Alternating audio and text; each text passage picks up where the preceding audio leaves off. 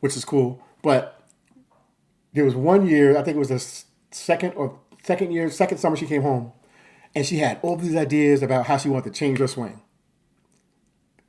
And I'm like, so Jada, and I'll take out my phone and I'll say, we're going to go back to your freshman year swing. And everything that you're doing in this freshman year swing, we're going to continue to do that. Because this is the best swing in the country, period. And I'm going to post a video of her swing just so you guys can see. Bar none, she had the best swing in the country. Bar none. And I said, if you get away from anything in this swing, my job is to get you back to it. That's it. Because we're not doing that. We're not doing that. Now, to Kim's point regarding the questions, and I have some notes here, some things that I have wrote down. I think I wrote this down. I forgot when I wrote this down. But I'm going to take you guys through 5 things. Okay, ready? Actually, I have 4 things wrote down. I said 4 points, but I have 5. So I don't know why I have 5. I'm just going to read them.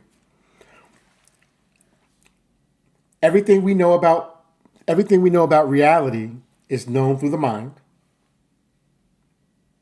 I think that if you guys would agree with that, I think you would agree with that. And I think you would also agree that the mind is limited. Number 3, you would also agree with the mind is limited by what it knows and or believes. 4, the mind's view of reality is filtered through its limitations. Meaning, I can only view reality based on what I know or believe. And that's usually based on what I know is based on my level of exposure, which is also my experiences, how I feel about the situation or that situation or whatever.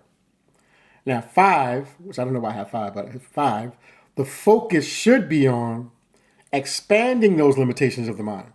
So we're expanding the knowledge of our students and our athletes. We're expanding their information. We're giving them more things. We're exposing them more things. But we can only do that if we are exposed to more things. This last thing I have on the bottom of the sheet is there is no true transformation without a mindset shift. Like, it's not happening. So here's my next point. It's on the other side of my paper. I have 2 sides. I have this inside.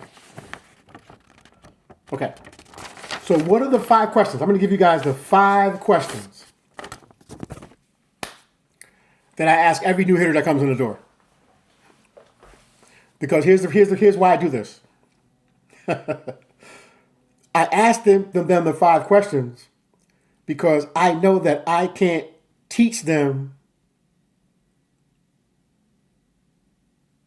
or they can't even learn until I'm able to have an influence on what they think they believe. And the only way that I can influence what they think they believe is to expose them to more information. So, first thing I ask them is, 1, where does power come from?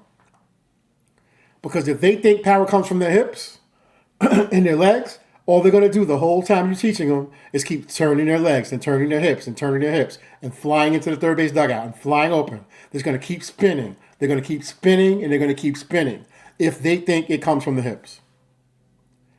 So I have to ask them that question.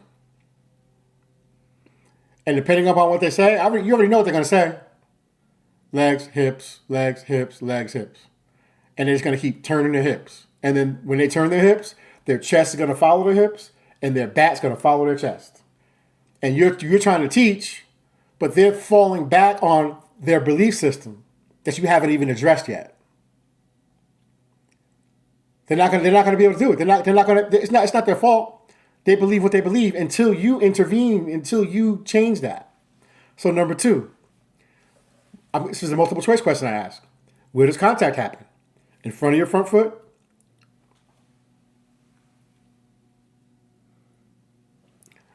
Even with the front foot? Or deeper than the front foot? Get your answer. What do they believe? Now you have to be good at explaining why it's out front. Why power doesn't come from the legs. Excuse me. Question number 3. Hey, have you ever heard of knob to the ball? Yeah, I've heard of knob to the ball, coach. And then you can talk about knob to the ball and why that's crazy. Okay. Next question. Why do you step? You know what they're going to say? We step for more power. They're not going to say we step for timing because they think they have to step into it. They've been told their whole life. And you're trying to teach front foot down on time, stay back, stay in the rear leg, stack, whatever you guys are saying. You're trying to teach them what you know to be true, and they're trying to do what they believe to be true. Because they have not been exposed to biomechanics, proper biology, proper sequencing, the legs being anchors, posture in the forward bend. Like they've never heard that kind of stuff before. Question number 5. Have you ever heard keep your head on the ball? This is my favorite one because I got like girls who would be power hitters doing this.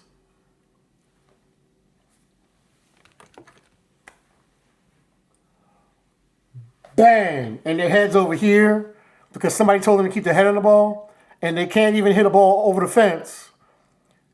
And these girls have home run bodies.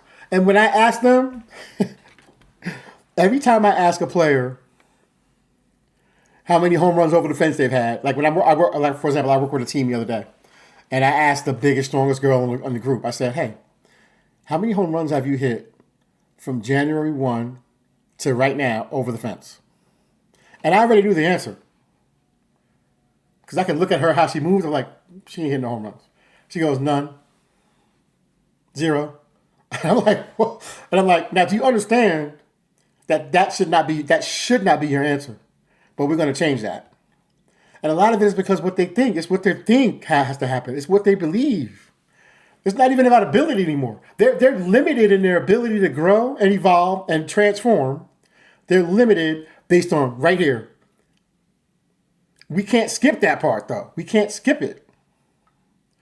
We can't skip over the fact that they don't even believe what you're going to tell them.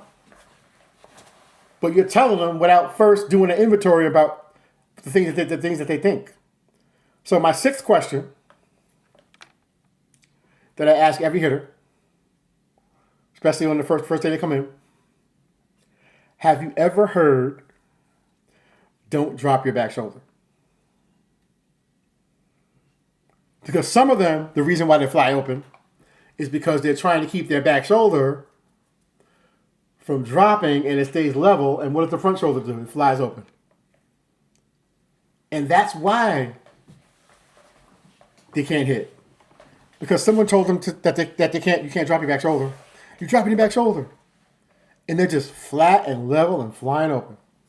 And every now and then they get an inside pitch that's in the right spot and they smoke one and the coach goes, see, I told you. Every time it happens all day, every day. This is what it is, guys. So those are my notes. I think I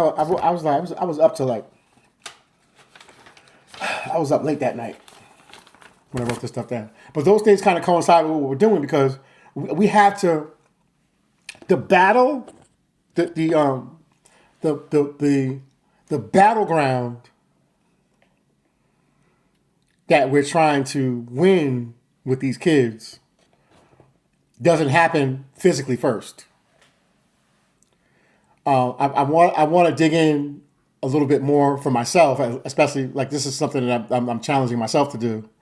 Is I want my hitters to be a lot more introspective. Okay, and I want to create better cues that cause them to have a lighter approach. and they can be lighter instead of bogged down and burdened with all this information that I have to try to have when I'm in the box. And all that information is living in their self-talk, and it's just a big anxiety salad. That's all it is.